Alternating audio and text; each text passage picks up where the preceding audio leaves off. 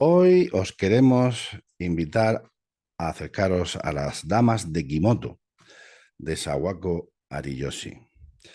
Este libro está publicado por nuestra querida editorial Errata Nature. Esta editorial que, como tantas otras, ha estado desde el principio de nuestro camino, de este camino de la montaña mágica, hace ya casi 7 años ya. Y bueno, ¿qué decir de las Damas de Kimoto de Sawako Ariyoshi? Bueno, Sawako Ariyoshi es una escritora de cabecera en la literatura japonesa y este libro en concreto está escrito y publicado en 1959. Para centrarnos, para ponernos en contexto, eh, tenemos que ser conscientes de que estamos ante un libro escrito y que desea reflejar ese Japón que desaparece y ese Japón que deben hacer después de la derrota del imperio japonés y por supuesto también de que Estados Unidos hiciese explotar en terreno nipón 2 bombas nucleares.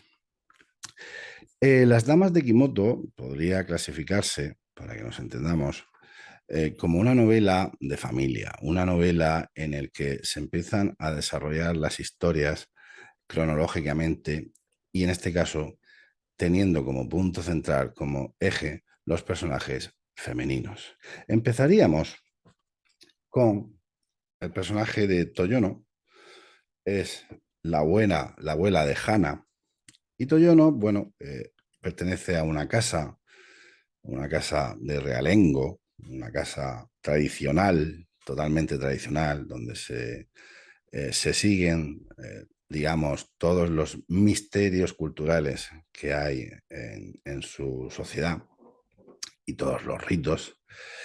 Y bueno, esa casa Kimoto, evidentemente, ha de sobrevivir, pero no va a poder mantener su nombre. Entonces, casará a su nieta Hana, que a la postre va a ser el personaje principal de toda la novela, con el heredero de la casa Matami. En este caso será Keisaku.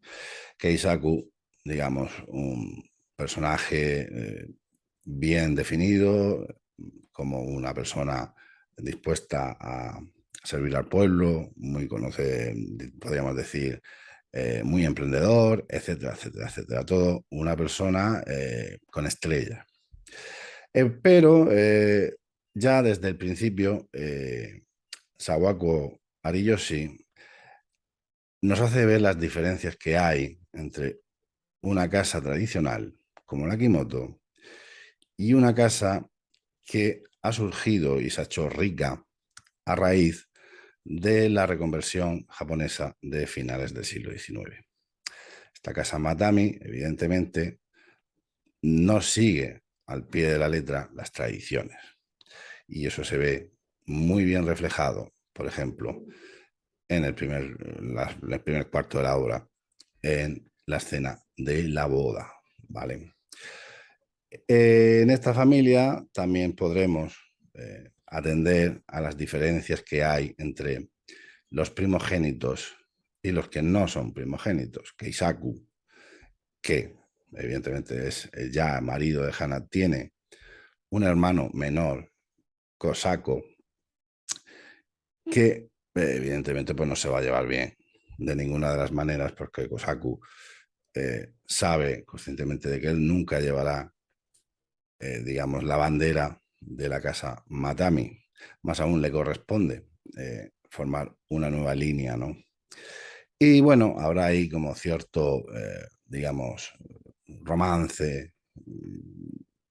No quiero tampoco desvelar mucho de la trama, pero bueno, habrá como un intento de romance con Hannah que nunca llegará, evidentemente, a producirse. En todo este trasiego que se produce, evidentemente Hannah va teniendo hijos, se está buscando siempre a un hijo varón, ¿vale? Se hace mucho hincapié en que el varón es muy importante porque si no el nombre de la casa se pierde. Bueno, se van teniendo hijas en principio y después, por suerte, como si fuera una salvación, una verdadera salvación, se tiene un heredero. La primera hija será Fumio y el heredero de la casa Matami será Seiichiro. Pero Fumio es el otro personaje y muy interesante se pone aquí la novela porque con Fumio sí que hay una profundización en todos los cambios sociales que había en los años 10 y años 20 en Japón y que muchas veces no se tienen en cuenta. No se tienen para nada en cuenta y sobre todo para entender mejor lo que sería el surgimiento del imperio japonés como un ente fascista tal cual, porque aquí queda reflejado como tal, y digamos todas las ideas que fueron impregnando las sociedades urbanas eh, de la sociedad japonesa. Fumio será, digamos, el verdadero dolor de cabeza de Hana. Hana, ya una persona madura, digamos, educada, etcétera, etcétera, con estudios, pero manteniendo siempre ese límite digamos, de cautela, se encuentra con una hija que se revela directamente, entra con las teorías feministas, entra con las teorías del matriarcado, entra con teorías socialistas y evidentemente a Hannah pues, no llega a empatizar durante gran parte de la novela con su hija. Por desgracia, todos sabemos lo que pasó después. No quiero tampoco seguir desvelando el tema el desarrollo de la novela. Todos sabemos que, por desgracia, Japón caería en manos del fascismo y, bueno, la parte final pues bueno, relata de una u otra manera pues, también el final de esta casa Matami. Y es una novela que personalmente se lee muy bien, gracias, no nos vamos a engañar, porque cada vez tenemos mejores traductores, a la labor de Daniel Villa y a nuestra querida amiga Makiko Sese, que hace un año pues estuvimos hablando con ella. Por aquí saldrá un link por si queréis enlazar con el vídeo de hace un año.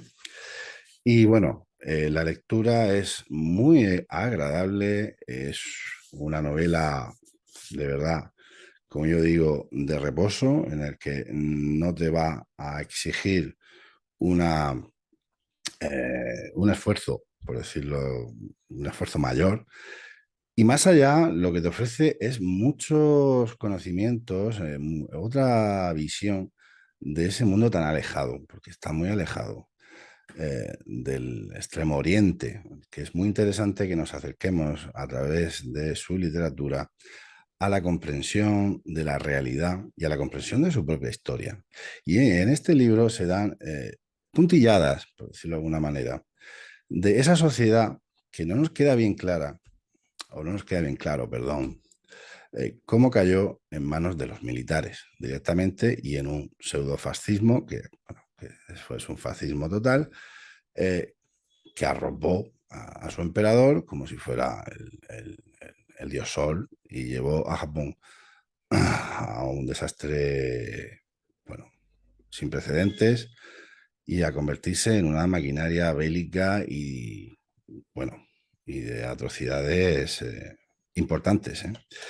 Y bueno, aquí tenéis el libro de las damas de Kimoto. Yo lo tengo en mi librería. Estoy seguro que en cualquier librería que vayáis os lo pueden pedir o lo van a tener porque merece muchísimo la pena que leáis a Sawako Ariyoshi. Yo no había leído absolutamente nada de ella y me he quedado muy contento.